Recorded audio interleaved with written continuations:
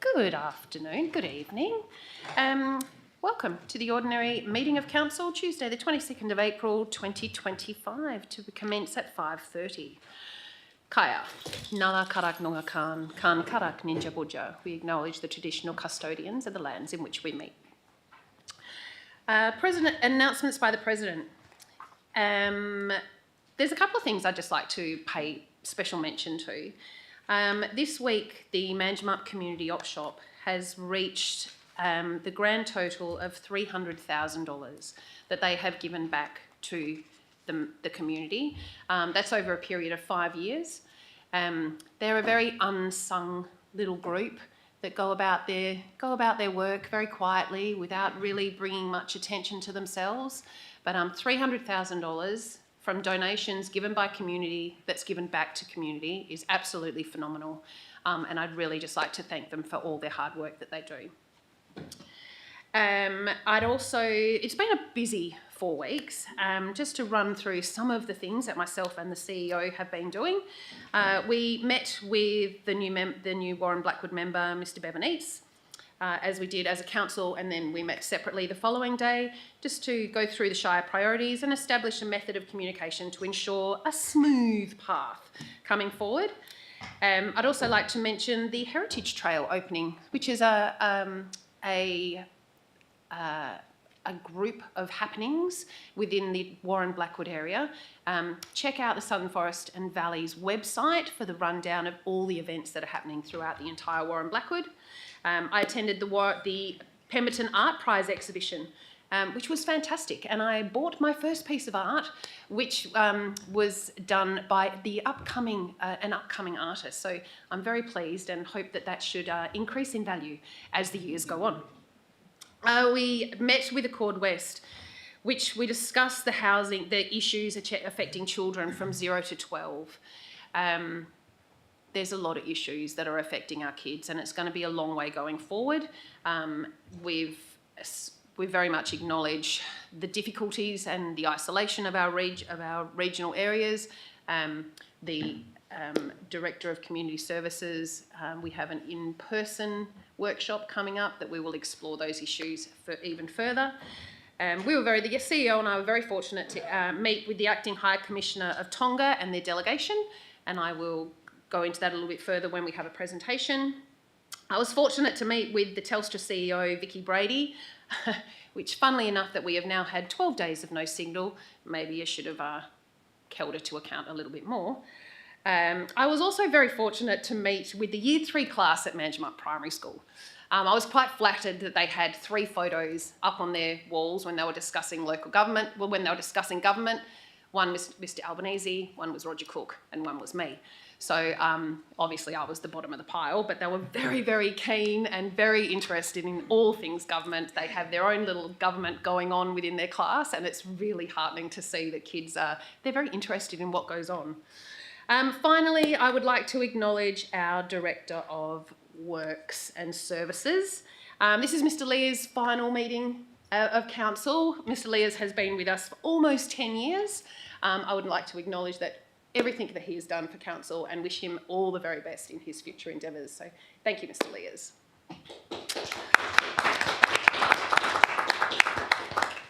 Item 3, attendance. Apologies, we have nil, and approved leave of absence, we have nil. Declarations of interest. Thank you, Madam President. I have 3 provided to me and more coming. Thank you. Hot off the press from Councillor Wilcox in relation to agenda items 9.5.3 and 9.5.4, the change of purpose for a dwelling holiday accommodation. Councillor Wilcox has an impartiality interest as she was part of the consultation group that provided responses on the application. An impartiality interest from Councillor Darren in relation to confidential item 14.1.1, proposed appointment of designated senior employee. And the nature of the interest is one of the applicants is a social acquaintance of Councillor Darren. And I have 2 financial interest declarations. One from Councillor Darren in relation to agenda item 9.1.2, 5 Brockman Street, consideration of tender and budget amendment. And the nature of the interest held is that Councillor Darren has a financial contract on a separate matter with the same tenderer. And the last declaration is a financial declaration from Councillor Omade in relation to agenda item number 8, notice of motion, as the agenda item relates to a financial reimbursement to himself. So just a reminder for those in the gallery and online, where there is a financial interest, those elected members who have declared the interest need to leave the chamber for that part of the meeting. Thank you, Madam President. Thank you. Section 5, public question time. Response to public questions taken on notice. There are nil. And public question time. So this is the only time within the meeting that people within the gallery can ask questions. You're welcome to ask questions on any item, not just the ones on the agenda. So would anyone, and I would ask that you state your name and address for the minutes. Are there any questions from the gallery? Thank you. Peter Bidwell. Did you just want to come up to the microphone, Mr. Bidwell? Thank you. Peter Bidwell from Walpole, and it's in relation to 2 planning applications. Can I first ask a question as to whether the deferral application that I put in today has been approved for tonight, for 1 lot? Mr. CEO? Thank you, Madam President. Thank you, Mr. Bidwell. Yes, we've certainly received it. We've been in communication with the Shire's planners with regards to the request for the deferral. That will need to be a matter for the council to consider. So it's not a decision that the administration, even me as the CEO, can make. So when we come to that agenda item, the council will need to consider whether to consider the application on its merits or to defer the matter for another month. So I'd suggest within about 15 to 20 minutes you'll know the answer to that question. So in relation to being able to address the matter of the second application, that will come up later in this meeting? No, this is the only time that you can address council now. Okay. So then, can I just say that my wife and I are long-term residents of Walpole, having been ratepayers and business owners involved in the hospitality and tourism sectors for over 40 years. We've also owned a local non-hospitality business, worked under other local industries and being landlords with various long-term rental properties. Over the years, we've witnessed significant changes in our local economy, with Walpole transitioning from being supported by a previously thriving timber industry to one that now relies heavily on tourism as our major source of income. We've also seen the decline of several businesses, further reducing hospitality services, largely due to the limited availability of suitable tourist accommodation in the region when required. In order to ensure that our community viability is essential that we support the tourism sector. Our proposal will increase the number of tourists who can stay in town, which supports more sustainable long-term benefits for the local community by creating job opportunities and supporting our local businesses. These properties in question are only 2-bedroom units and not full family homes. They've never been available for long-term rental. They were originally designed and built inside the existing Shire Town planning scheme with the intention of applying for short-term accommodation use. Since completion, these properties have only been occupied by family members who required them at the time and suited our circumstances.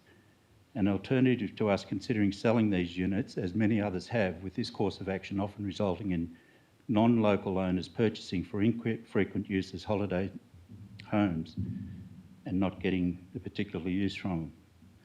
I'm particularly aware of concerns raised by some neighbours and would like to address them. In relation to parking, each residence has provision for 2 parking spaces as a minimum. Noise, the properties are fully insulated both internally and externally, thus ensuring minimised noise disruption.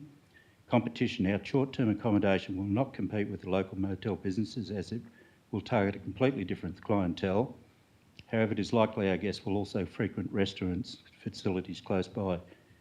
Community accommodation needs, while we understand the need for permanent rental accommodation in Walpole, it's not solely the responsibility of private investors to provide this, particularly when there are many nearby residences that have been vacant for extended periods of time. Lastly, I'd like to address concerns raised by Councillor Wilcox during the last meeting. I believe some of the issues she raised are not directly relevant to our properties under consideration. I'd also like to respectfully question whether a conflict of interest should have been declared, as Councillor Wilcox works with nearby motel business that has lodged one of the opposition letters.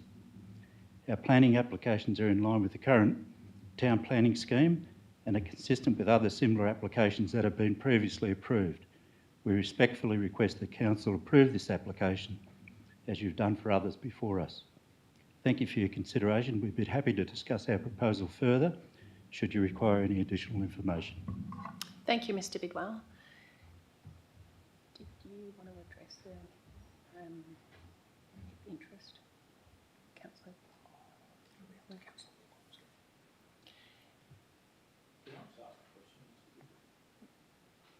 Yep. You can bring it back. Mr Bidwell, are you aware that if we defer the, no, I'm not addressing the President, thanks Mr Ormery.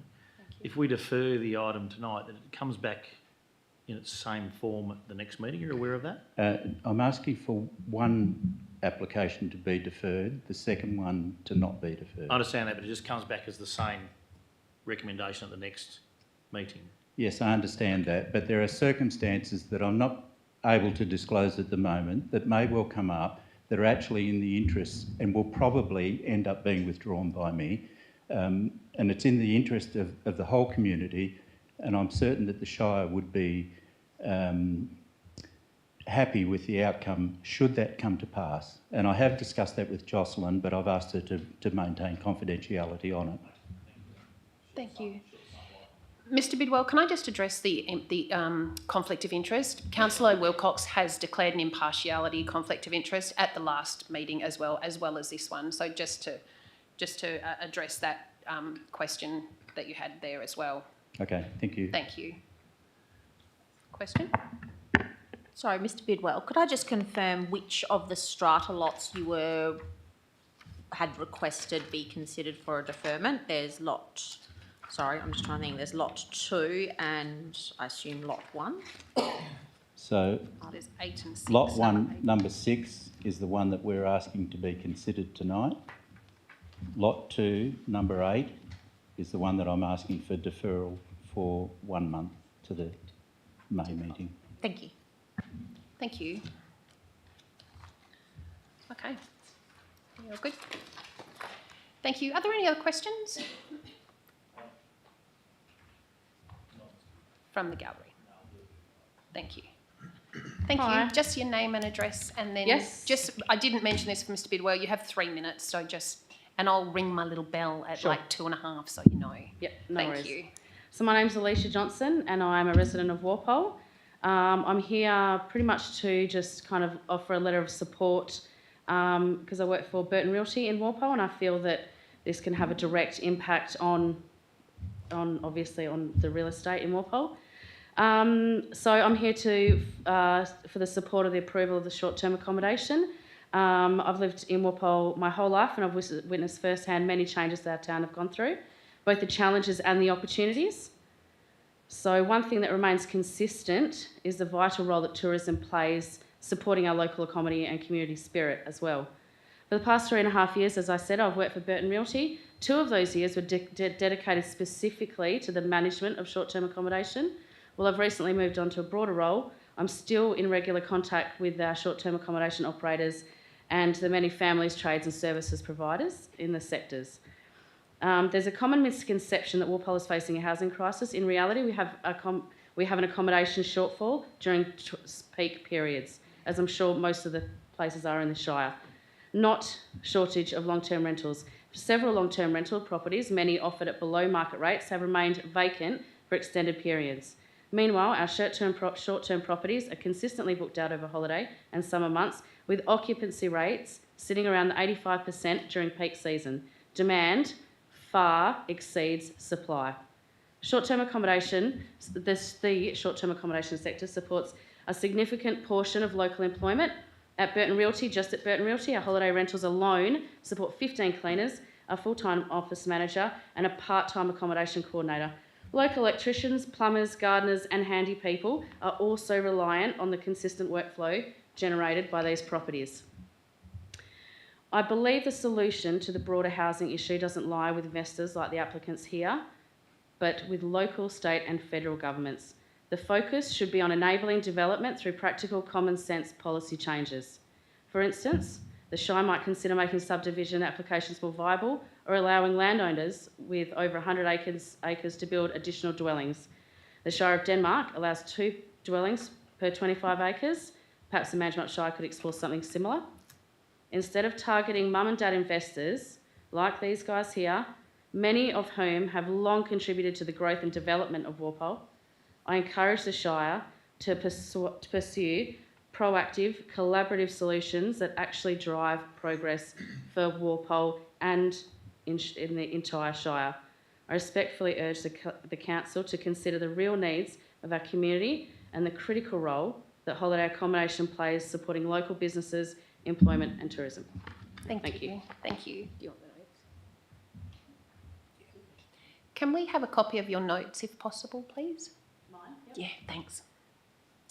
Are there any other questions from the gallery?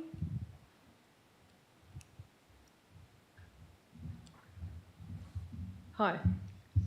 I better put my glasses on so I can see. Good evening, councillors and members of the Shire. My name is Andrea Thomas and I'm here today as a resident of Walpole and as a family member of Peter and Marlene Bidwell. Peter and Marlene have been integral to the Walpole community over the last 50 years. They have invested significant time and resources in developing and renovating properties to provide long-term rental opportunities for local people. They've also owned businesses in town, provided employment and contributed greatly to the economic health of our community. Beyond their business efforts, they have volunteered thousands of hours on various committees, working tirelessly to keep Walpole thriving. After a lifetime of hard work, raising children and being actively involved in the community, Peter and Marlene intended to set up their retirement by either selling or offering short-term accommodation in their properties. However, due to the actual rental shortage caused by COVID-19, 2 years ago, they adjusted their retirement plan to help 2 families in need, family members, offering them long-term accommodation. Both of these families have now vacated the premises after finding alternative housing, as they are reliable tenants during their stay and are worthy of tenancy. So I think that's a testament to the type of people that they are, that they've actually put themselves out to accommodate other people. I'm also the chair of the school board, and I understand the challenges faced by Walpole Primary School, which is one of the points that was brought up. It has been suggested that families are leaving town due to a lack of housing, but this claim lacks substantiated evidence. No survey has been conducted to validate this assertion. There are numerous factors contributing to declining enrolments, including families choosing alternative schools, homeschooling, and the move of Year 7 students to high school. Additionally, family sizes have changed. 30 years ago, when the school had 120 students, many families had 3 or more children attending school. Today, most families have fewer than 3 children attending our school. The lack of housing in Walpole is, of course, a much larger and more complex issue than this single application. Declining the Shire's recommendation to approve this application, which now only includes 1 request, because one's to be withdrawn, would be both unjust and unfair, particularly when a similar short-term accommodation application was approved just 4 weeks prior to this application being considered at council. So why were these concerns not raised then? The points being raised now, such as housing shortages, involves many factors, and the issues need to be addressed more broadly, which is what Alicia said. The other things that that are issues with Walpole is affordable housing, housing for local people, and them being able to buy their own homes. So to single out Peter and Marlene's application feels inconsistent and unfair. I trust the council will consider the broader context and base their decision on facts and fairness rather than allowing opinions to drive the outcome. Thank you for your time and attention to the matter. Can we get your notes as well? Thank you. Are there any other questions from the gallery? Fabulous, thank you. Section 6 is presentations. 6.1 is petitions. There are nil. 6.2 is presentations. Okay. On the 8th of April, The CEO and I were very fortunate to meet the Acting High Commissioner of Tonga and the delegation. We discussed the mutual relationship between Tonga and Manjimup and the advantages of that relationship. The delegation, they are very happy. The Tongans are very happy with what the relationship with our community that they are building. They came to make sure that we were just as happy with them as they are happy with us. As part of the visit, they presented us with their shield. So part of this shield, it's a very symbolic shield.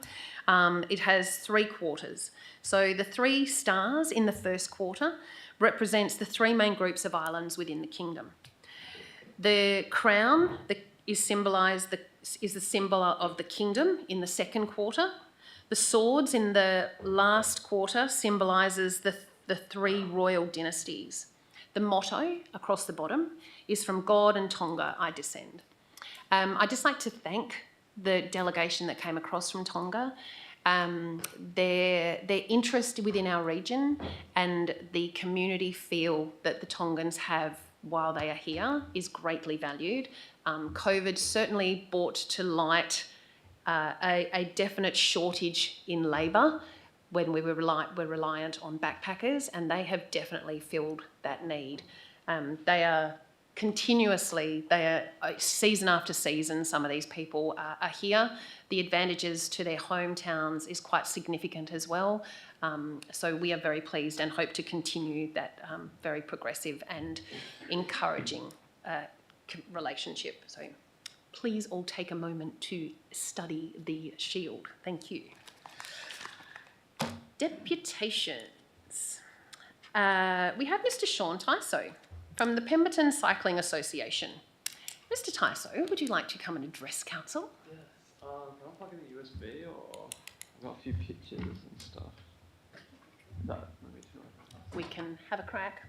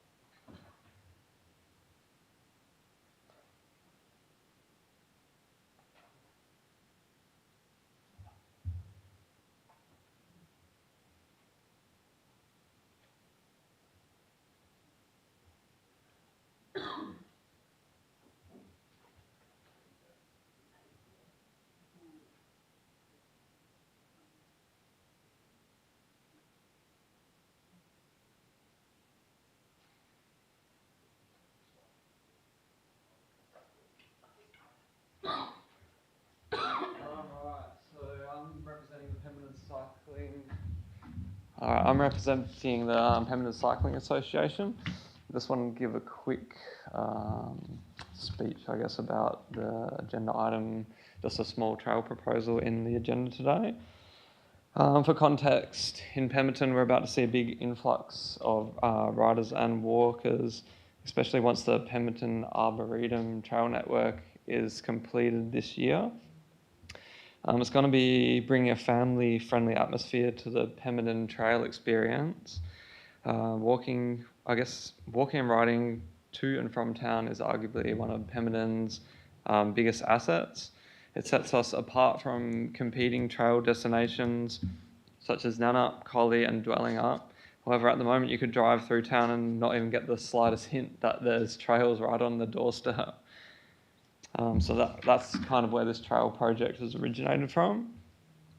It also, next slide please. The main thing it also is addressing is the safety issues. One slide back, one picture up. Yeah, current challenges.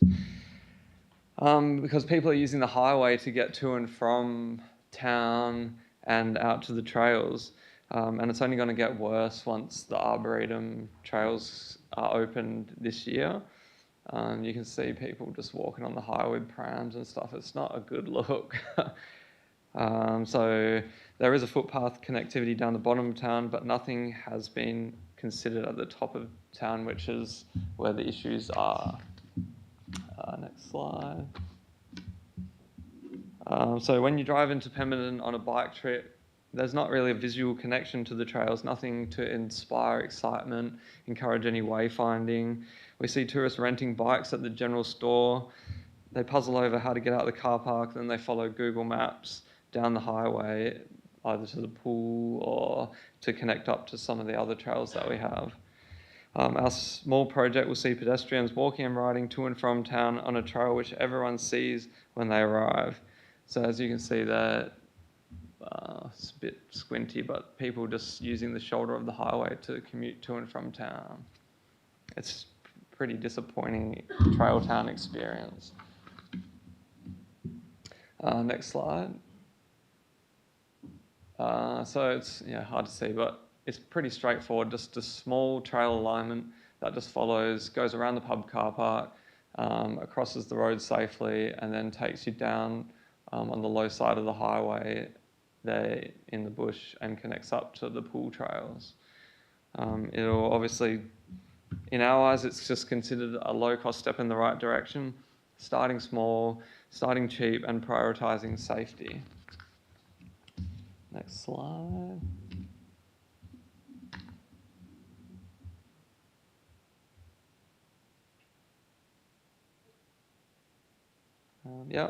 So the state government have committed $8 million to enhancing the Pemberton trail experiences. It's a huge infrastructure investment in our eyes, and it's going to be a massive community asset. So we need to act now to make sure we're ready for this huge cash injection. The current footpath plan, I think it was developed in 2017, and since then outdoor recreation has boomed. We have a whole new trail network being built, and we are actually in quite a unique position in Pemberton to create something really special. All right, next one. So getting down to the council item. Sorry, this is a bit rushed because it didn't have heaps of time to prepare, but we're happy to see things moving forward. However, we're quite disappointed to see the hurdles that have been suggested. The most significant hurdle, or to put it more bluntly, it's a brick wall that's been raised, is the insurance requirements proposed. All right, so the Pemberton Cycling Association has no resources to ensure the track is insured as suggested. All around Australia, the widely adopted model is that the landowner owns the trails, the local bike club adopts the general maintenance of these tracks. We did a search around, and there's the proposal with Pemberton Cycling Association taking on the insurance we couldn't find any examples for it. It's quite unprecedented. You can think of Dean Mill, the proposal where we expected it to be is like the Dean Mill Heritage Trail. It's a Shire asset that's in part maintained by the Munda Foundation. It'll be the same thing in Pemberton. Next slide. Yep, so we're very lucky to live in this beautiful region, and we believe that walking and biking is a great way to explore and enjoy the outdoors. However, we want to see it done safely with accessibility for all. We spend millions of dollars and countless hours developing and building roads. It makes sense to have somewhere to stop and stretch our legs when we arrive at our destination. Next slide. Last one. So at the end of the day, we're pushing this project forward because we've highlighted a gap in the town's pedestrian infrastructure. We want to see safe access around town develop, and it's frustrating that roadblocks are being pushed onto a community volunteer group. We have completed a lot of groundwork for this project, and we request that the Shire will consider helping out with some of the proposed conditions, especially the insurance aspect, which we do not have capacity. The picture shown there is our entry into town, and with some collaboration and some minor funding, we can change a highway shoulder walk into a tree-lined bush trail. Any questions?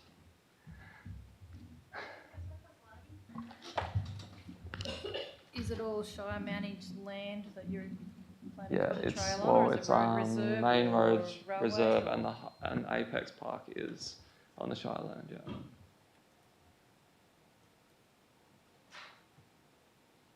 Any other questions, Councillor? I've got a Councillor question. I'm not sure if it's to you, sir, but do we insure, how does insurance affect our Dean Mill or any other like paths that we have, like the one through the railway track? Mr. CEO? Thank you, Madam President. I might need to defer to our Director of Community Services to assist me on this one. Thank you, Mr. CEO. They're all on Shire managed and owned property. One of the issues with this trail that's been proposed, it's not all on Shire land. Some of it's on main roads. The insurance, it's an interesting one, whether it's a road building, trail building or for the public use of that trail. We usually only cover insurance of volunteers when they're operating under Shire control and direction. It's an interesting one. You know, the Heritage Trail from Dean Mill is a Shire owned, managed, controlled trail, and so is the linear path through town. It's a Shire owned, managed and controlled trail. Don't know if that answered your question, sorry. I suppose the question is there any insurance liability, or do we take on that risk? Is there insurance on those paths? Yes, yeah, they're part of it. That's what I'm sorry. Yeah. I didn't respond very well. Yes, they're covered because they're covered under the normal operational activity of the Shire of Manjimup. So where this trail goes through Shire controlled land, it would be covered by our insurance under the normal. Is that right? Mr. CEO? Is that correct? Where it traverses a couple of different things, highway, and it goes also through Shire controlled land. Where it goes through that, would that be under the same precedent or system as what we're currently dealing with other paths through Shire controlled land? I'm sorry for the answer, but the answer is it probably depends.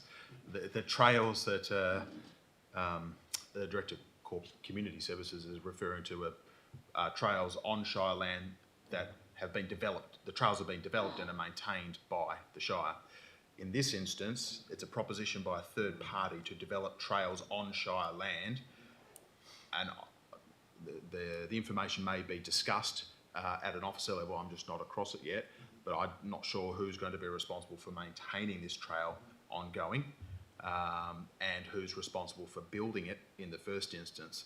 And I suppose part of the insurance obligations would be that it's built to a certain standard in the first instance. Otherwise, there could be questions around the insurance validity through LGIS. So it's a little bit murky. Councillor De Campo? I'm sorry, I didn't catch your name. Sean Tyso. Sean, would you be eternally gutted if we deferred this item for a month? No, I think Because I think some of these questions are project. reasonably pertinent as to the decision and the outcome. So it's not. No, that's You don't need this decision to apply for another grant somewhere that's No. threatened you. It's all good. Okay, thanks. Councillor Amadou? So, Madam Chair, I need to stand. Question, Sean, is if you have this insurance liability, would that put the project in jeopardy? There's no example we could find where it's gone ahead like that. And given that the Permanent Visitor Centre struggled to insure their trails on their own land, I doubt we're going to be able to figure out a way to find an insurance company that would be able to support it. Any other questions, councillors? Happy with that? Excellent. Thank you, Sean. Thank you. Okay, 6.4, delegate reports. USB. There are nil, and conference reports, there are nil. Item 7, confirmation of the previous minutes. Come on, people, you can do it. Confirmation of the previous minutes. Councillor De Campo. It's always good to exercise the knees during this part of the meeting, Madam It's good President. for your glutes. Could I move as per officer's recommendation? Is there a seconder? Councillor Ivey, Councillor De Campo, did you want to say anything? No. Shall we put it to the vote, please, councillors? All those in favour? And against? Carried 8-1. Murray.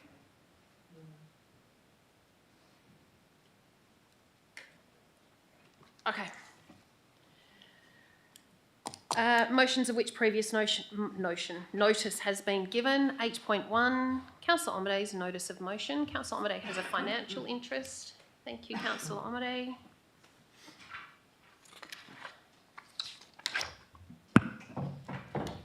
Is there a mover? Thank you, Madam Councillor President. I'd like to Campo. move Councillor Omaday's notice of motion with some changes. Is there? Or do I need to amend it? Yes, thank you. Yes, please. I think your second part there was probably Amend. more appropriate, yeah. Yeah. Seek to, sorry. Someone needs to move and second his motion to get it on the table, and then you can I amend can it. amend or- as well, yeah, so, yeah. All right. So I'd move as per the notice of motion provided by Councillor Omaday. Is there a seconder? Councillor Ventris? Councillor De Campo? I'd like to move an amendment to the motion of notice. Notice of motion. A motion of notice. Notice of motion, and that it amend the motion to read that council directs the chief executive officer to arrange for compensation for Councillor Omaday for travel costs associated with the Walga Honours Awards and Local Government Convention. Compensation to include remove point 1, travel from Exmouth to Perth and return. Make point 2.1, travel Perth to Pemberton and return in relation to... Are you writing this down so I don't have to? Yeah. Yep. In relation to Walga Honours Awards. Make point 3.2, Perth to Pemberton and return travel costs associated with the local government convention. Thank you. Is there a seconder to Can I ask a question on my amendment? question? Yep. Are you happy to leave in compensation to be made by ex gratia? I'm quite happy to move that, change that as a part of the amendment to reimburse as per the travel reimbursement, standard travel reimbursement. You could just delete it altogether. Well, let's just, Delete yeah, it. okay, and delete compensation to be made by ex gratia payment, ex gratia payment. Thank you. Is there a seconder? One. So deleting point 1 and point 3, but making point 2.1, but adding the words in relation to Walga Honour Awards, and making point 3.2, reimbursement Pemberton to Perth and return in relation to the local government convention. So essentially, yeah, okay. Get a second first. And deleting compensation for expense. Correct, yeah. Yep. Is there a seconder to the amendment? Councillor Darren. Would you like to... Just by way of explanation, just quickly, because I don't Thank want to you. spend a lot of time on this. I think it's fair that we have available to us the ability to claim travel to and from conferences or other prescriptive things that we do as councillors, and I think it's fair in this case to offer that ex gratia payment. In relation to the ex gratia payment, it adds up to about the same as a ticket to wherever he flew and back. It's $600 odd, I think, each time you do go to Perth. So I think it's a bit of an acknowledgement that some costs were incurred, as we all incurred, by the way, and I don't think any of us actually put in for that travelling, but we all incurred. But it's an acknowledgement that some costs were incurred to come back to that. And I think the other stuff is actually reasonable, so that's why I move in this way. So I urge you to support the amendment to the motion. Councillor Darren, did you want to speak to the amendment? Are there any speakers against? Councillor Ventris? Yeah, just do raise some concerns and just like to clarify. Obviously, the member has made this application believing that he's entitled to some degree, otherwise he wouldn't have made the application. And I think we have a policy, and the policy is quite clear and quite clear-cut, and we can apply it as so. But it's not possible to cover every possible scenario. That's no matter how good our policies are. And I think I'd just like to speak to the fact that we have a fairly unique situation. It's not every day of the week that someone gets nominated for such a high award in local government, and we did face this situation. And the situation was that quite a number of us did attend because of the importance of the award, and it just so happened that the member was found himself in Exmouth at that time, booked on a long-term holiday, and it would have been quite disappointing, I guess, for all involved, including all those that if the member wasn't able to attend in person. I think the important part of the equation, recognising such a long commitment to council, really required the member to be in attendance at that award evening, and it would have been somewhat deficient if the number of us that were there without the actual member. So I think the member took time out of his holiday, took an effort, and travelled, and there was a cost incurred. And I think, okay, that doesn't fit with our policy, but at the end of the day, I think it's a fair and reasonable request if you take all things considered, remembering that the award itself was in recognition of the work that has been done over a long period of time. And we all know a lot of that work is done without fair and reasonable payment. There's been a long-standing contribution made. So I think in some ways, by the redrawing of number one, travel from Exmouth to Perth and return, most probably fails to recognise that we did require, or it made a significant difference that the member did go to the trouble of attending and paid those costs. I don't think we've got a lot to lose by doing it. So I do speak against the fact that I think that should be included.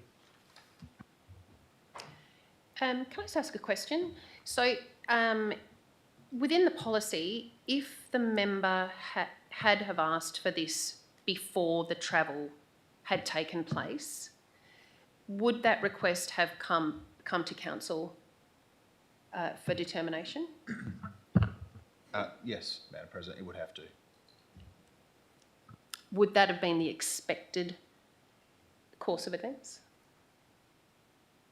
So is it normally given that these requests come to us before the travel takes place? The policy is silent on that. However, I suppose it'll be a good process that these are dealt with before the request is put in rather than after the event. Thank you. Are there any other speakers for the amendment? Would you like to close, Councillor De Campo? Okay, shall we put it to the vote then, councillors? All those in favour for the amended motion?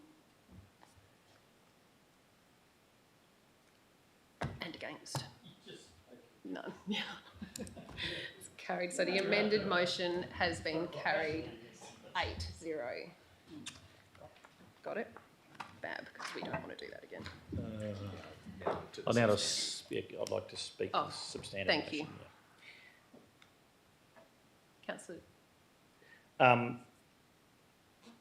I think this is a great way to see some acknowledgement that Councillor Omadei, and I don't like debating these things with the speakers, as I've said in the past, because they're just next door, and it can get quite difficult.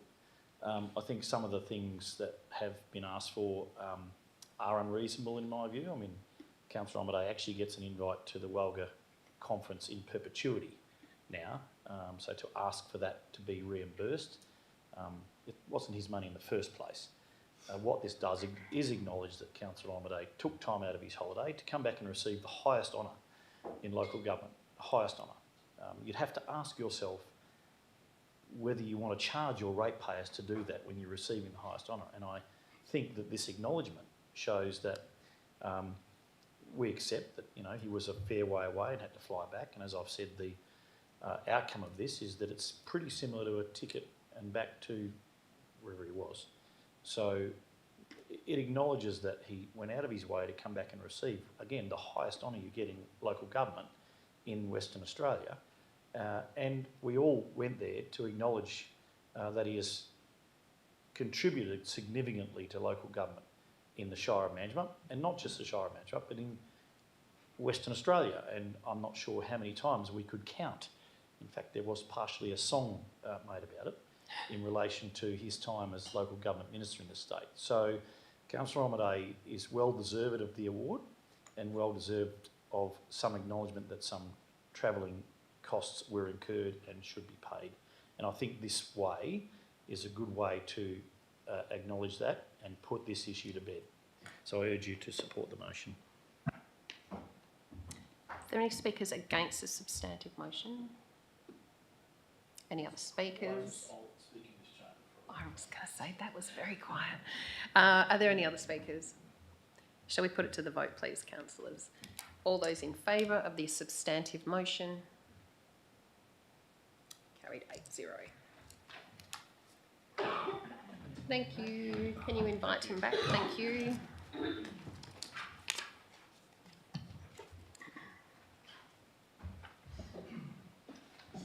think we've got it this time. Yes.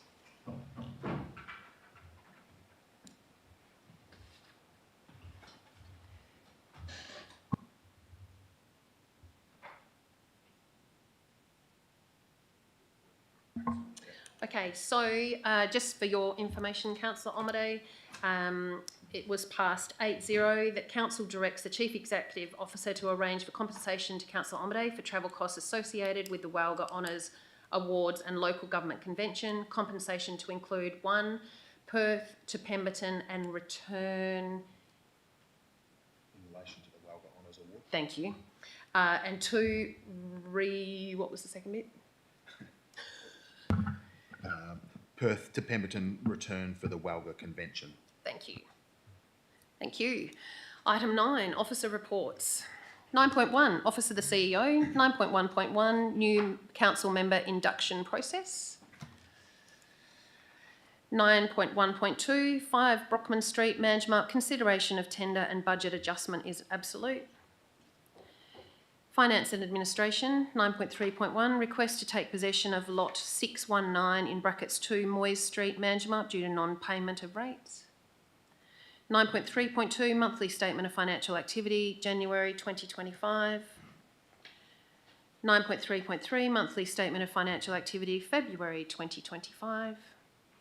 9.3.4, Shire financial payments for February 2025. Statutory planning. 9.5.1, delegated planning decisions, March 2025.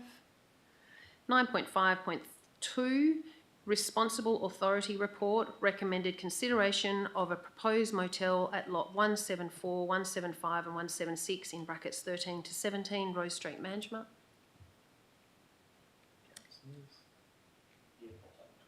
Thank you.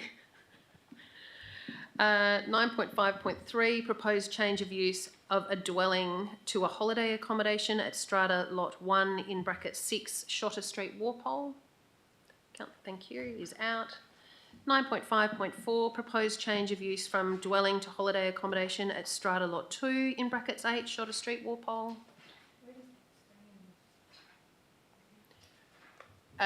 We need to defer. You've got to, if you want to take it out, then we can move to defer it. Thank you. 9.5.5, retrospective application of a change of use from residential to holiday accommodation at lot 16 in brackets 18 Kennedy Street, Pemberton. 9.5.6, proposed budget adjustment investigation into staircase adaptation in Windy Harbour is absolute and taken out. Community and Recreation Services, 9.9.1, consideration of request from Pemberton Cycling Association for support for trail development in Pemberton is out. Occasional and Management Committees, 9.15.1, unconfirmed minutes of the Airfield Management Committee meeting held on the 19th of March 2025. Advisory Committees, 9.16.1, unconfirmed meeting notes of the Sustainability Advisory Committee meeting held 19th of March 2025. 9.16.2, unconfirmed minutes of the Pemberton Town Activation Advisory Committee meeting held the 11th of March 2025 is out. 9.16.3, unconfirmed minutes of the Manjimup Town Activation Advisory Committee held 5th of March 2025. Would someone like to move that along, please? Councillor Ivey. I move that Council adopt the recommendations contained in the Council officers and committee reports on pages 1 to 100 of the agenda, with the exception of those on the board. Thank you, Councillor Ivey. Is there a seconder? Councillor Wilcox. Can we put that to vote, please, councillors? All those in favour? Carried 9-0. Okie doke. Page 15. Thank you, Councillor Darren.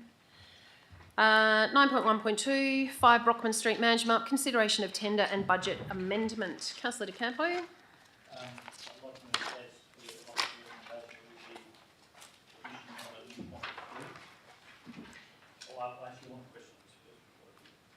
Can we move and second it and then you do the addition? Can I ask a question? Sure. Then I can move on. Ordinarily, it needs to be moved in on the table before we can ask a question about it. I'll move with the, Thank you. Is there a seconder? I want point 3, so Is there? move with the point 3 before I ask a question. Can we move it and second it and then you can put an addition on?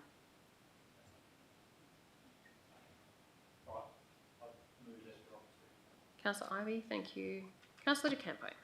Thank you. I would just like to add point 3, so I'd like to move an amendment to the item, and point 3 would become acknowledge that the proposed budget includes a provisional amount of up to 50,000 for project management, bringing the total project cost to 686,500, and make point 3, point 4, approve the budget amendment to a 5-year. Okay. Can you just say point 3 again, please? Acknowledge that the proposed budget includes a provisional amount of up to $50,000 Sorry, councillors. Point 3 would read, acknowledge that the proposed budget includes a provisional amount of up to $50,000 for project management, bringing the total project cost to $686,500. And point 3 becoming point 4, approve the budget amendment to upgrade 5D Brockman Street in accordance with the table below. 180. Did you have a question in amongst all that? No, I just did it. Good. Shock me. Okay. Is there a seconder for the amendment? Councillor Ivey? Did you want to speak to? Just to clarify that, and it may not have needed to happen, but given the history of this project and in the body of the report, in fact, it mentions $50,000 for project management, and the budget includes $50,000 for project management, but the project itself is only $631,000 and change, and in our project scope it's $686,000 and change. So when a layman in the street who might be studying our budget goes, well, hang on, there's 50,000 more in there, without seeing that, and then there is then the wriggle room of the 50,000 being used for something else, and that may still be the case, but it has to come back to us. So really just clarifies the 50,000 through the budget amendment and puts it on the table that that's what that money is for, up to that amount. Is there any speakers against the amendment? Councillor Omadei? Madam Chair, I'll be very brief. This whole project has been fraught with issue after issue. I have said right from from the beginning of this purchase of this project that I didn't believe that the Shire should be in commercial development. So I will be voting against the motion, as I believe that the project should be put on the market as is, and if necessary, Shire to apply some conditions to that sale. But I believe that we should get out of this project altogether. I think that in the end,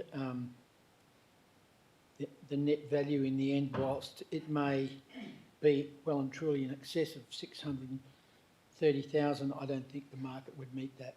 So I think we should put the project on the market and get rid of it.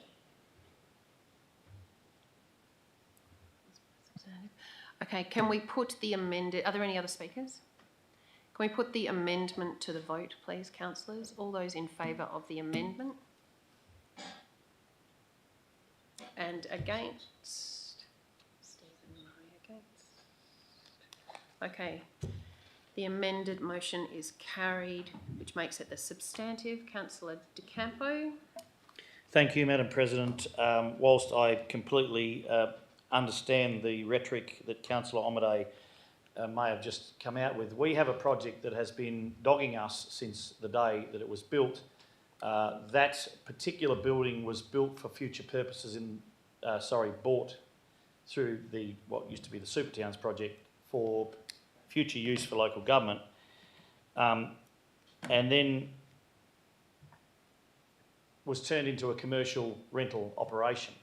What we didn't do, though, was we didn't fulfil our obligations. What we have allowed to happen is we've allowed a business to operate in circumstances we probably wouldn't allow any other business to operate, without a disabled toilet, without disabled access, without a kitchen. There are some legal obligations, and some of those legal obligations, as discussed, may not be as onerous as we had once thought, but there are ethical and moral obligations, and I think this has been around long enough. I think we should put it to bed. We should do the recommended works that are in this item, and I think we should actually keep the building. I think it shows a long-term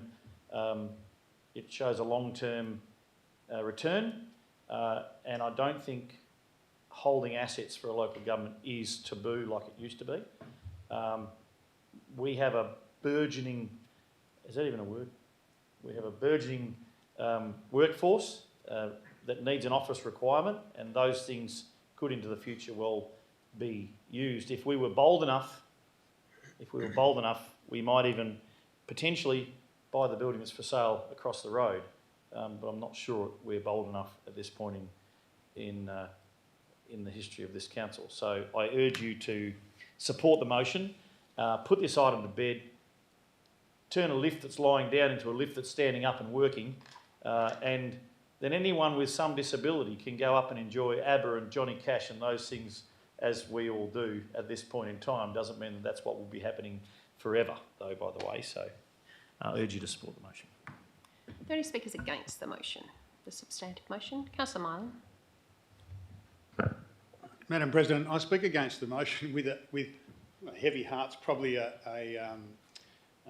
little bit of an exaggeration, but thinking about it, I want to thank the officers for the report and the amount of work that's gone into thinking about this, and a number of the arguments I'd like to make in relation to why I would speak against this motion are in the confidential report, and I don't think I should be mentioning them here. Did you want to go behind closed doors? No, I don't need to. No, I don't need to, because we've read those. We've all read those items.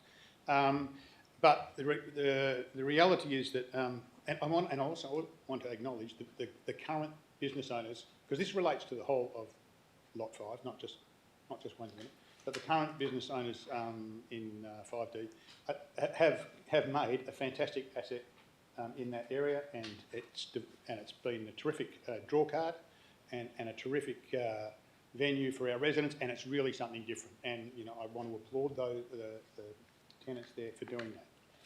My concern is, and I want to see a lift there. I'd love to see a lift there, and I'd love to see all of the works there. I just don't feel that I can justify the expense. Given that we made some commitments that we wanted to seek tenders, and one of the conditions was as long as a budget can be found. Well, the budget could just about always be found because you take it from somewhere and put it in there. But I don't really think it's probably value for money. And one of the things when I did come onto the council that I did say I wanted to do was to try and make sure we do get value for money. Now, you can't always measure it, I know, in purely dollar terms, because it does provide, there are other benefits of assets that, you aren't measured like that. But the overs in this one, I think the overcapitalisation is just a bit of a stretch. I would like to see what, if possible, what I would do if I was doing renovations to my place, do what I can afford as we go. Now, I know there's economies of scale from doing it, all in one hit. But I think bite off, what we can and maybe pick bits of it off.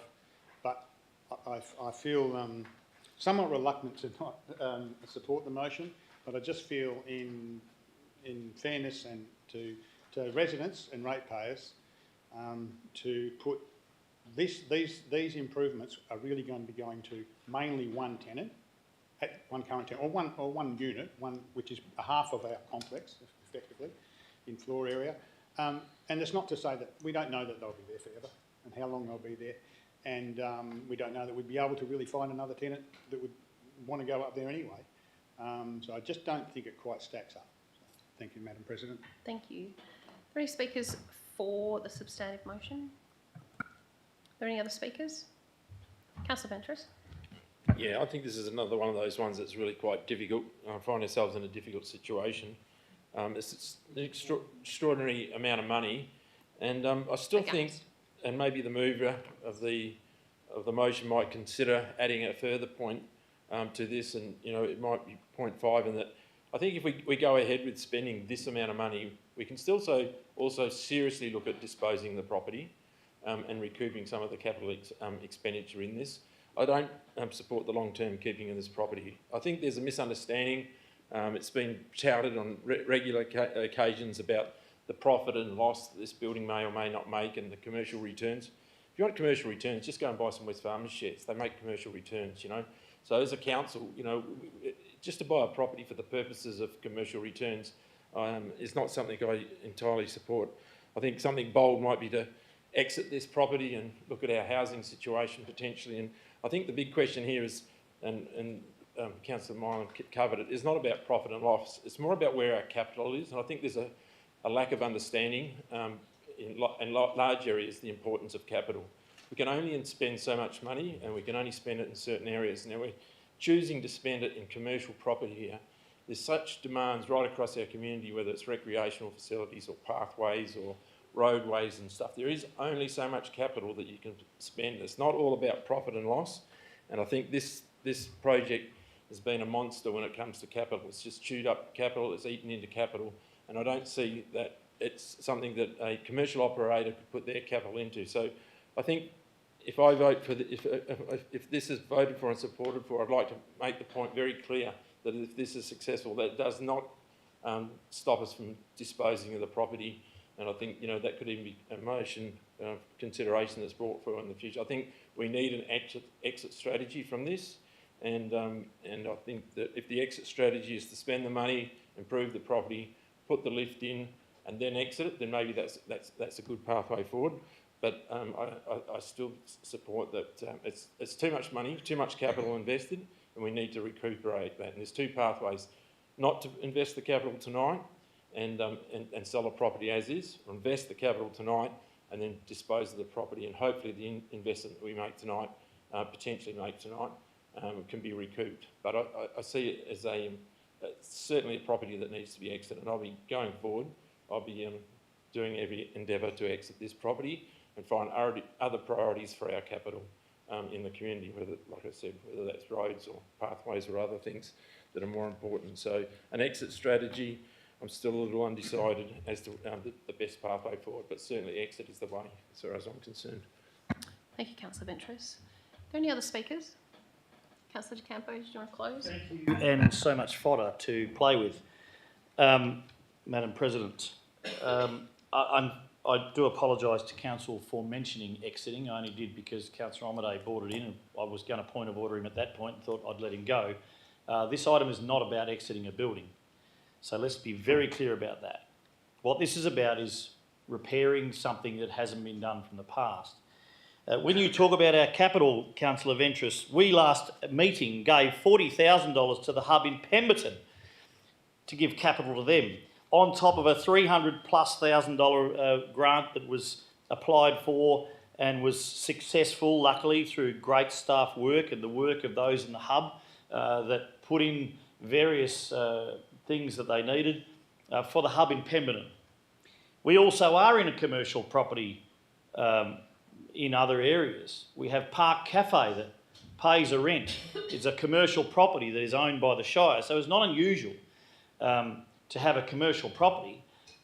It is not capital that is wasted, by the way, but it does show in our informal meeting that this building will pay a dividend at some point in its life, as all buildings do when you're a commercial manager of buildings. I'd also like to say we provide buildings for other groups that are commercial or semi-commercial at 80 cents a month. 80 cents a month. And I'm sure that these three businesses would love to pay 80 cents a month. I'm not sure what Park pays. I'm sure it's not 80 cents a month. where we do provide semi-commercial operations. They may not be a nightclub, and I think people have to separate the fact that this thing has had so much controversy around it in relation to initial grants they may have or may not have got, they may have spent or may not have spent, didn't spend it all in the end. One thing it has done in this town, it has brought people to the town. And let's not forget that covering that thing, although it ended up a hayshed, covering Brockman Street was about the culinary district of the Shire of Manjimup and Manjimup.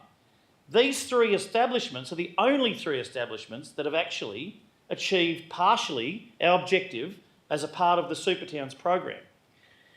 And I direct you to JFK when he says there are risks and costs to action, but they are far less than the long-range risks of comfortable inaction. We've had so far so much comfortable inaction in this building that it is a thorn in our side. I understand it's a lot of money. We are spending 11.7% of this budget in a future item in tonight's agenda on a plan on some steps in Windy Harbour. $74,000. This is a $631,000 project. So when you talk about savings or you're talking about trimming the budget or potentially the capital in the future, maybe you should bring that one out and not do that one as well, because I'm not sure $74,000, as I spoke about in the pre-meeting, is a good use of council's money for steps at Windy Harbour. You've got to put it into perspective. That's the point of this. I urge you to support the motion. We have a number of projects. This project particularly, it could be accused of being poorly managed. There could be many other things that are accused around this project, but we're not doing that. What we want is a lift that's horizontal, vertical. We want a kitchen there, and we want to be able to have disabled people, of whom we have a considerable amount of this. And given that I've spent 2 weeks and 1 day so far at pre-poll, I can tell you how many gophers drive around the corner in the morning. So there are a number of people that would like to be able to access and utilise what we all have the ability to do. And that's all it is tonight. So I urge you to separate what it is and what we are doing. What we are doing is complying with what we should have done when that project was first approved. I urge you to support the substantive motion. Thank you, Councillor. Okay, councillors, can we put that substantive motion to the vote, please? Are we all clear on what we're voting on? Okay, all those in favour? And against? Carried 5-3. Thank you. Can you ask Councillor Darren if she'd like to rejoin us? She might not. She might choose to sit in there for a little while longer.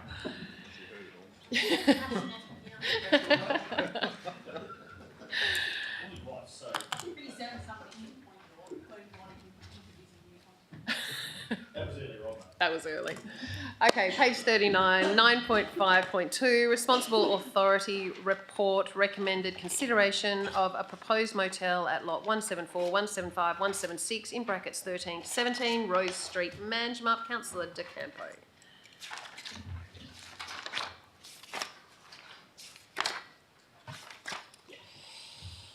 I'd really like to move against this officer recommendation and lay it on the table. But I'd move as per officer's recommendation. Is there a seconder? Councillor Winfield. Councillor De Campo, did you want to speak too? Thank you. This is one of those things that when something gets in the system, it's very difficult to have an outcome that you might want for your community. And let's hope, and can I congratulate the staff, particularly Jocelyn, for the work that she's done on this report. Let's hope that this hotel doesn't turn out like the Blue Scope Hilton up the road and is something that we would like to see within our community. That doesn't mean it will, but we have, as far as I can tell, made sure that there has been every possible and conceivable requirement and condition to ensure that this project is something that our community, or the expectation of our community, is met. So I urge you to support the recommendation. Thank you, This Councillor. is going to come back to bite me. De Campo. Councillor Winfield, did you want to speak to the motion? Are there any speakers against the motion?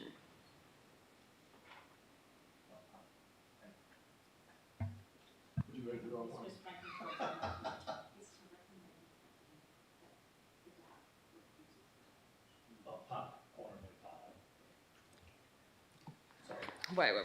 Okay. Thank you. Yeah, thank you. Yeah, thank you. The vernacular used there in terms of Part A and Part B might be a little bit misleading. I'm not sure that it is, but the intent of the officer's recommendation is that it's moved, Part A and Part B are moved together. Yeah. In case one happens, then the other one happens. Yep. Okay. Against? 4? Go for it. I would like to speak for the motion, and I think we are probably all in agreement on this, but I would like to make the point that this council is not going to accept subpar development in our community simply for the sake of having development in this community. There is a need for accommodation, there is a need for high-level accommodation, but the Shire of Manjimup and the councillors of the Shire of Manjimup are watching these projects. They're watching them very closely. We are engaged with what is happening here. We are fully aware of what these, I hope we are fully aware of what these recommendations are, and we will be closely watching what comes back from the DAP. But I did just wanted to make the point that certainly for myself as a councillor, and I'm hoping everybody that votes for this motion is the same, that this Shire will not be willingly accepting of a Blue Scope Hilton again. Thank you, Councillor Darren. Are there any other speakers? Councillor De Campo, did you want to close? You happy with that? Fantastic. Can we put that to the vote, please, councillors? All those in favour? Carried 9, love. Thank you. Okay, 953, proposed change of use of a dwelling to a holiday accommodation at Strata Lot 1 in bracket 6 Shotter Street, Walpole. Councillor Wilcox? I have an alternative recommendation that Council, in accordance with Part 10 of the Shire of Manjimup Local Planning Scheme Number 4, refuse to grant approval to the proposed holiday accommodation, Holiday House at Strata Lot 1, Number 6, Shotter Street, Walpole, application TP 2025/5 for the following reasons. The public submissions received by Council objecting to the proposal have been given due regard and are upheld. The proposal is not considered to be in the public's interest. The cumulative impact of the proposal on the community as a whole with regards to reducing the number of houses available for permanent residential use, and 4, the proposal is not considered to meet the objectives of the zone, specifically by proposing non-residential activities. Reason for the alternative recommendation: 1, public consultation is an important element in planning decision making. Public submissions are the most effective way of understanding how a proposal will have impact on a community. 2, it is considered that the accumulative effect of additional holiday houses in the Walpole gazetted town site is having a strategic implication on the sustainability of the local community by reducing the number of permanent residential dwellings. Thank you, Councillor Wilcox. Is there a seconder? I'll second that, but I have a question. Can I, please? Thank you. Councillor De Campo. My question is, and I believe it does, but it is up to the councillor. In the Local Government Act of 1995 of Western Australia, an indirect financial interest is an interest where a person, like a council member, is likely to receive a benefit or incur a loss because someone else, an associate, for an example, has a direct interest in the matter being discussed by the local government. This includes situations where a family member, business partner, entity in which the member has a stake or a direct interest. Does the councillor have an indirect interest, Mr CEO, in this item? Mr CEO. Thank you. I can't answer that question. I'm sorry, only the councillor can answer that question. Right. Madam President, Councillor Almaday. Madam President, is this the item that the owner wished to defer? No. Next one. Councillor Wilcox. As I mentioned at the last council meeting, and I just want to make clear that I'm representing a number of people in Walpole who did not submit submissions. So they've asked me to speak virtually on their behalf. Now, regardless of whether I work 5 hours a week at the Treetop Walk Motel, which is a neighbour of the duplex, I'm here solely as a councillor and representing the people who approached me and asked me to speak. But as I did say last month, Walpole is well known for its geographical isolation. This is why we need you, the councillors, to support and encourage more families and skilled workers into Walpole community by ensuring there is long-term housing, and that's the critical thing. We haven't got it, and we can't get tradies in town. So that's why I urge you to go with the amended recommendation.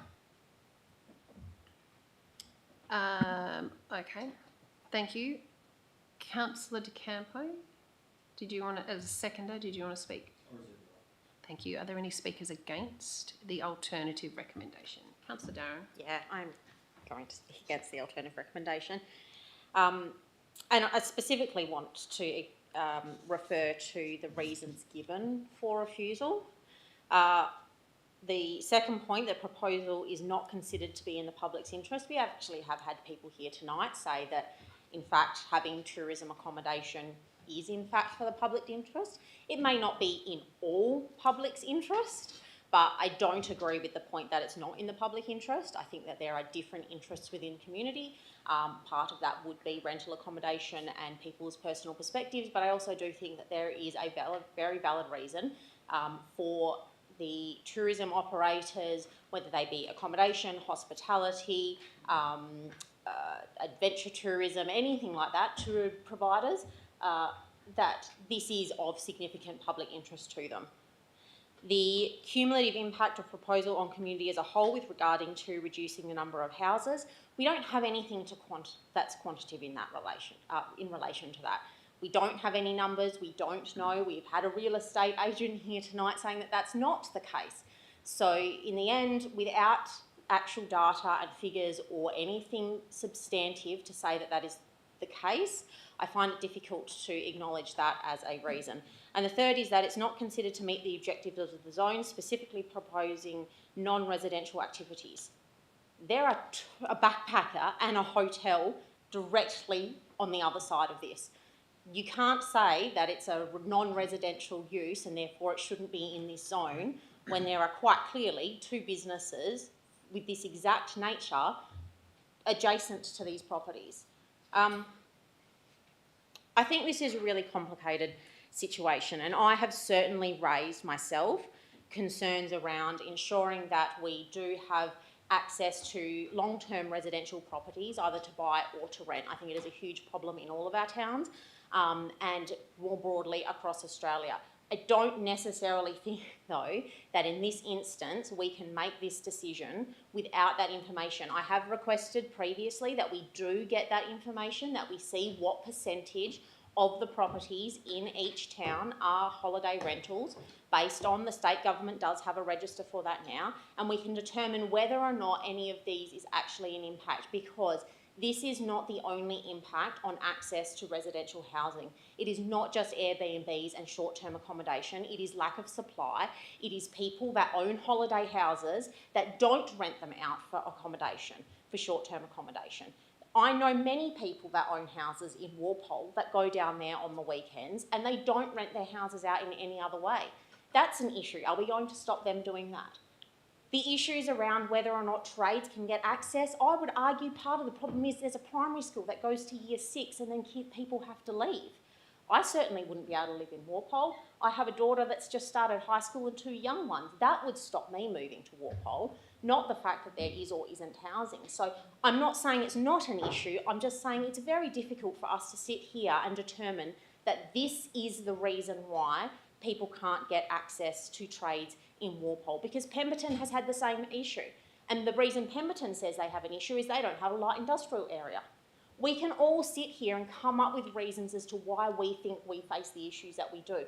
But unless we have data, unless we have a report, unless we have information that categorically states that they are the issues facing, I don't think it is for us to stand here and vote on something that is detrimental to somebody else's choice of their land, when in reality, we are making a judgment on our personal opinions and not on any facts. So I would encourage you to vote against the alternative motion and that we go back to the original motion, and that I agree with Councillor Wilcox and other conversations we have had previously. Let's get the information and make future decisions based on fact and not on opinions. Thank you, Councillor Darren. Are there any other speakers for? Yep, Councillor Ventris. Yeah, I'd just like to speak for and support the councillor from Walpole. It's a difficult situation and a unique situation, and again, that we face. Walpole's incredibly isolated. Everyone views it as just part of the southwest, but it's, you know, in reality, it's 120 kilometres from anywhere. And so they do have this fundamental situation where there's limited housing, and as the housing, it's a growing situation. As the houses become more and more occupied in this beautiful part of the world and people desire to move there and have a holiday, there's still a fundamental demand for the basics. And as a council, we need to consider those situations where we need a plumber, we need an electrician, we need emergency services, we need the basics of what makes a town. And we've faced the situation as a local government. A lot of local governments, you know, don't have this situation because people aren't moving en masse to places like Muckenbooden to buy houses and rent them out because there's no demand for such a thing. But we do face this unique situation where Walpole's such a beautiful part of the world that's coming under more and more of this sort of situation. It's isolated. It needs to keep the core community there to keep the school going, plumbers, electricians and stuff. So I think we need to see this very much. And even as a councillor, Walpole doesn't have the luxury of having their own local government. And the big advantage of local government is just in its description that it's very local. Now, I have to make a decision tonight, and I'm 120 kilometres away from this situation, from the coalface, if you like. So, you know, I don't know these people personally. I don't really know the exact situation on the ground yet. I'm called in this situation. I can't not vote. We have to vote. That's one of the conditions of council. So I have to make a local government decision, and I live 120 kilometres away. That's just the unique situation that our Shire faces. But it is a situation that I think all proponents should consider, that we are all facing this difficult situation, trying to make the best decision for everybody in Walpole. And I guess to some degree, it's mindful at this time is that you only have one representative in Walpole, and potentially in the future you have none, but you do have one Walpole representative, and there's been a democratic process where you can change that situation. But the person that represents Walpole the most tonight has moved on an alternative, and I support her in that decision because of my lack of local knowledge. And I know that maybe is a little unstable to make that sort of statement, but at the end of the day, sometimes you've just got to trust the local government person on the ground. And in this situation, the numbers have been thrown to us. It just happens to be one person. Thank you, Councillor Ventris. Is there any other speakers? Against. Against? Thank you. Councillor Marlin. Thank you.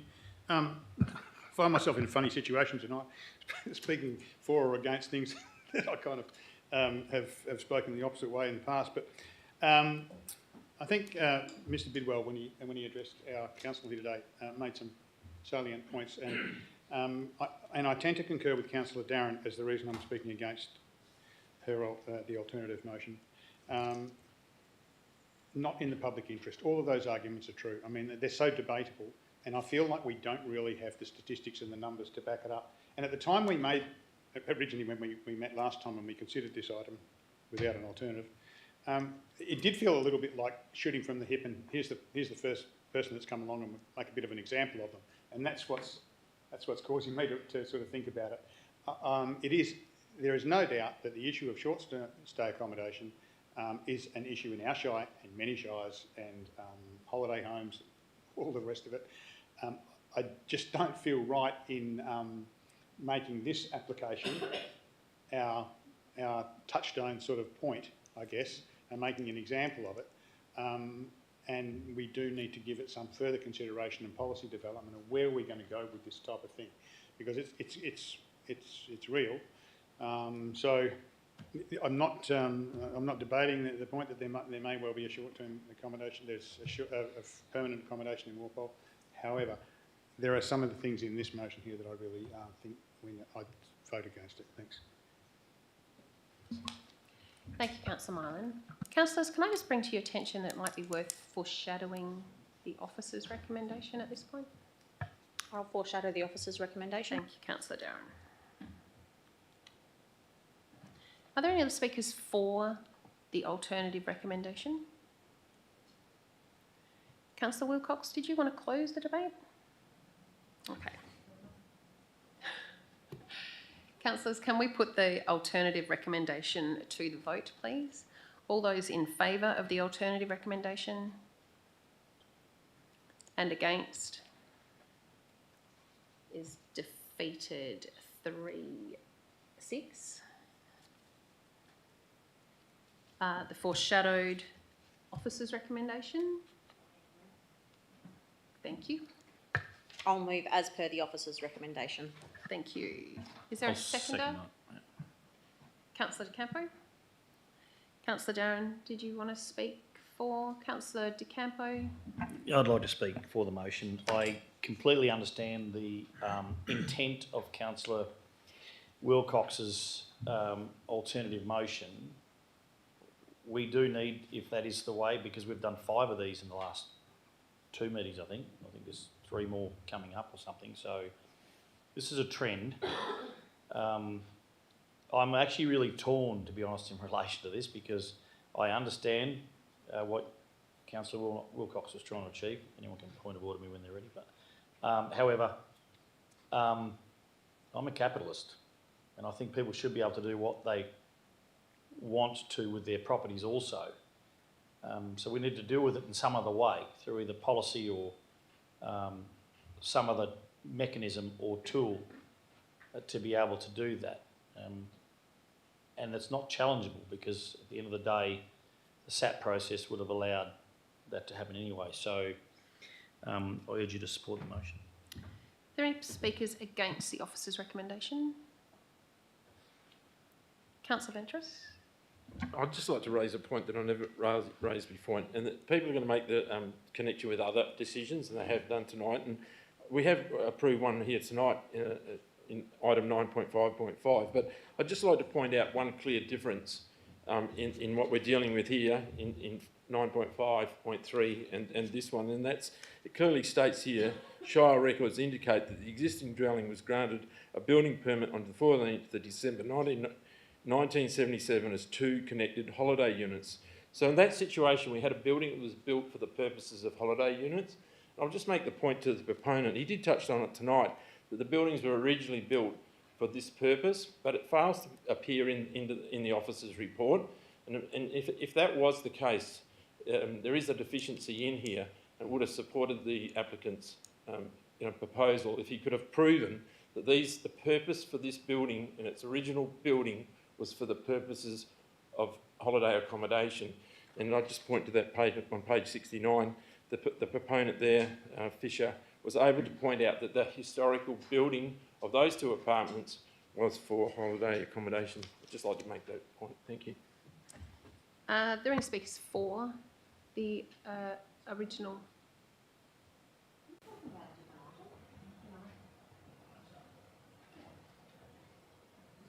The Pemberton one. Yeah. Are there any other speakers? Would you like me to clarify that for Councillor Darren?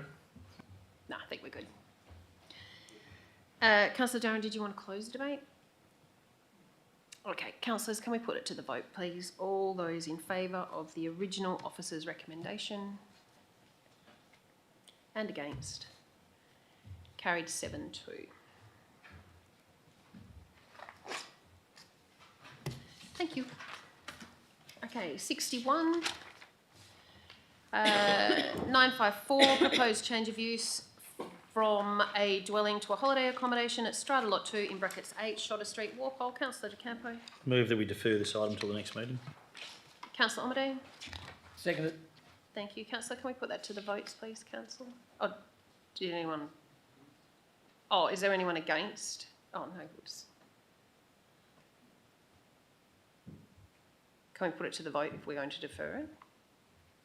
All those in favour of deferment? Carried 9-0. Thank you.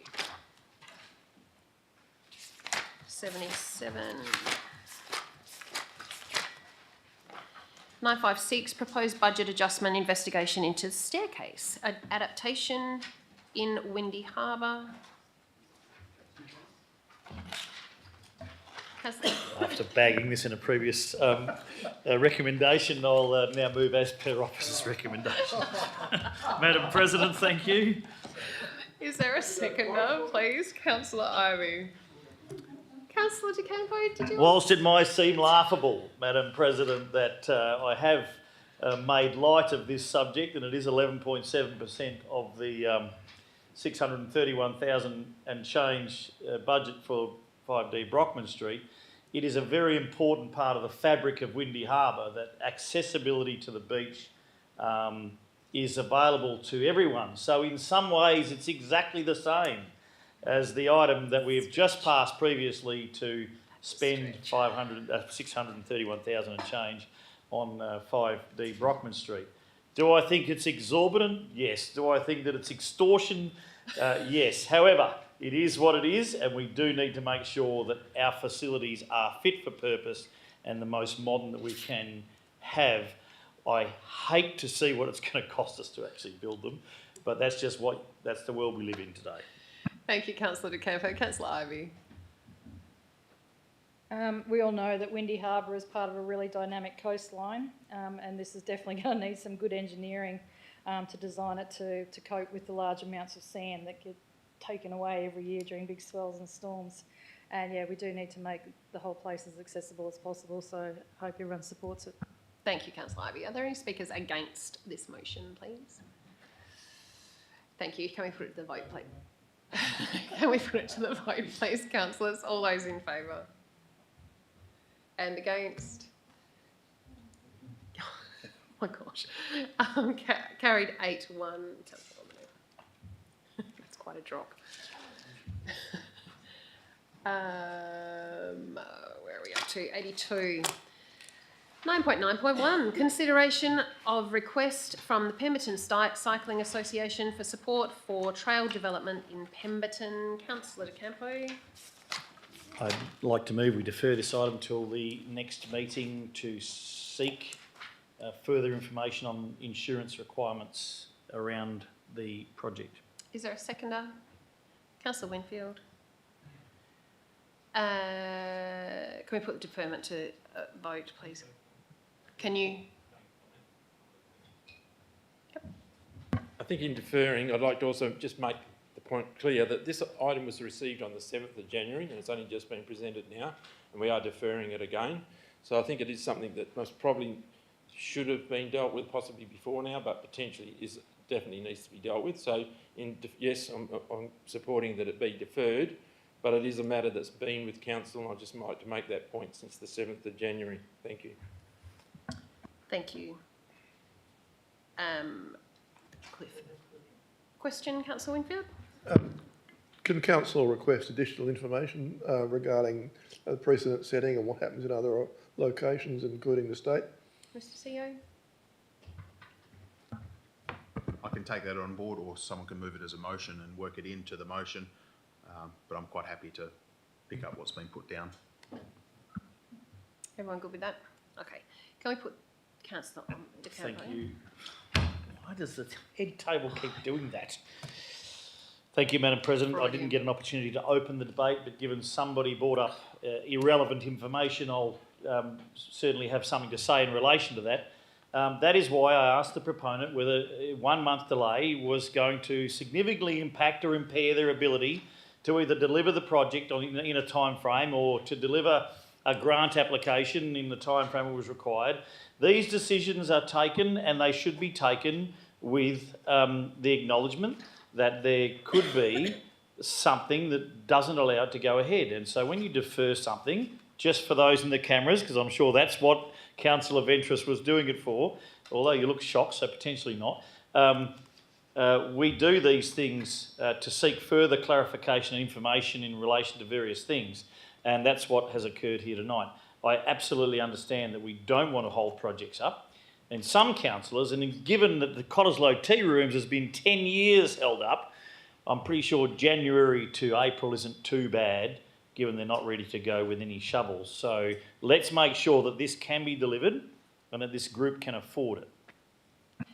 Thank you, Councillor De Campo. Councillors, can we put the deferment to the vote, please? All those in favour of deferring? Carried 9-0, thank you. 94. 9.16.2, unconfirmed minutes of the Pemberton Town Activation Advisory Committee meeting held on the 11th of March 2025.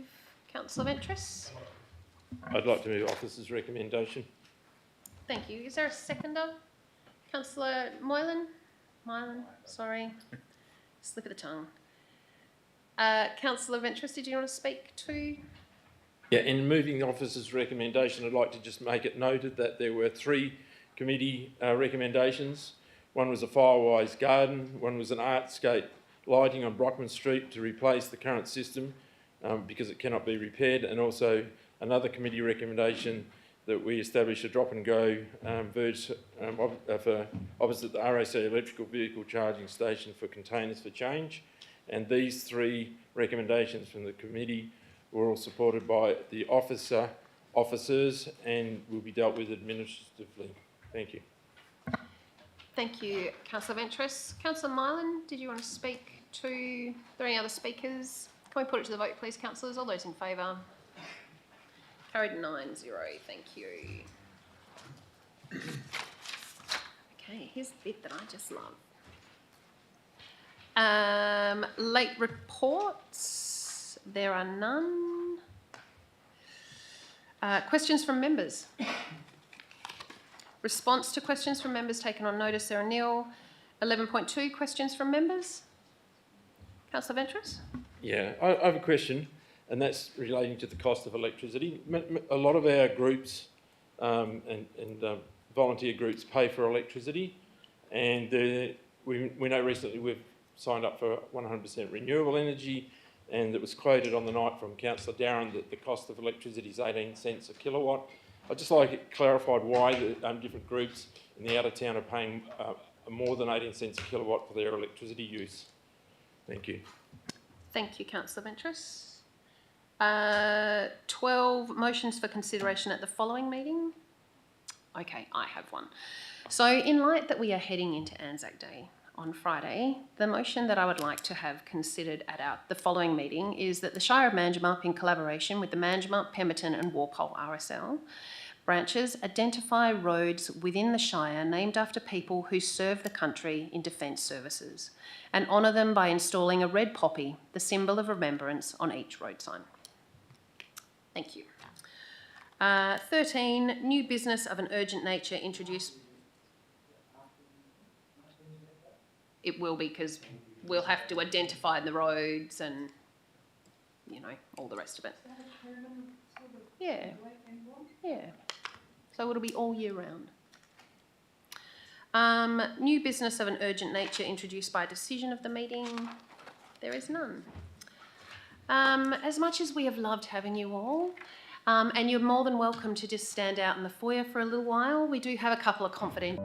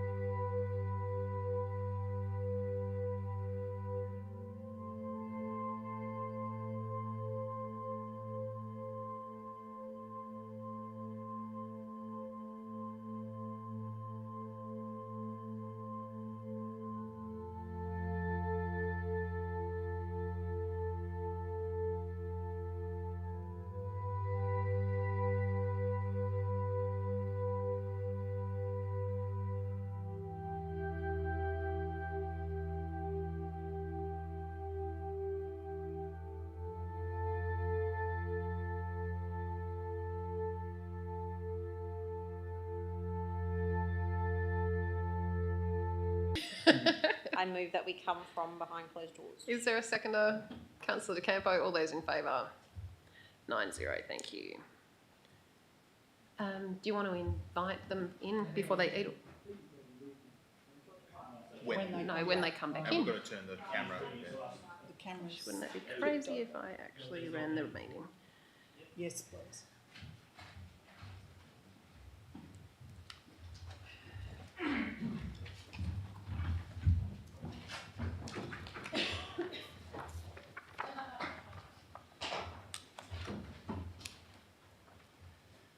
Are we good? Welcome back. Okay, so carried 9-0. The officer's recommendation was 1, that council accept the recommendation of the Chief Executive Officer to appoint preferred candidate A to the position of Director of Infrastructure Services in accordance with Section 5.37 in brackets 2 of the Local Government Act 1995, and 2, the council acknowledge and thanks Mr Lears for his role as Director of Works and Services for the past decade and wishes him all the very best in his future endeavours.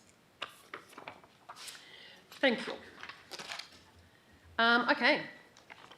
15, applications for leave of absence. None. 16, there being no further business to discuss, I wish to thank those in attendance and close the meeting at 7:14. Thank you very much. Happy Anzac Day. It would be.